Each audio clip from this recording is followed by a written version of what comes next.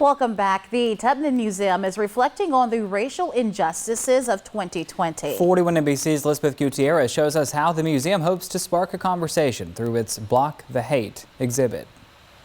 As you walk through the Tubman Museum, a new exhibit tells the history of 2020, a year where several Maconites came together to rally against the hate. Which started a conversation in this community about Confederate monuments. We have 2 Confederate monuments. And so in the aftermath of those rallies, there was discussions about whether or not those monuments should be relocated or removed.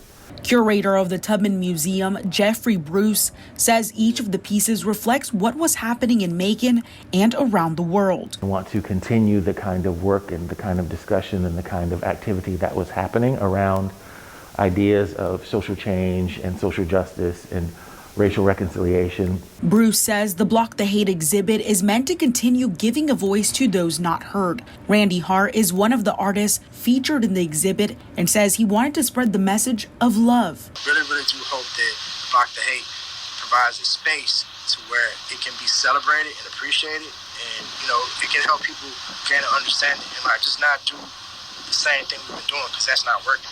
Others like Harold Young, executive director of the Tubman Museum, will continue supporting the message behind the Block the Hate exhibit. We need to preserve our history, and we remind people of different events that have taken place over in America and across the world. And the Tubman here to display those same things. That's because we tend to forget sometimes. The Tubman Museum tells me several people have already come through their doors to see the exhibit. In Macon, Elizabeth Gutierrez, 41 NBC News. Well, if you would like to stop by and check out the exhibit, it will be on display through March.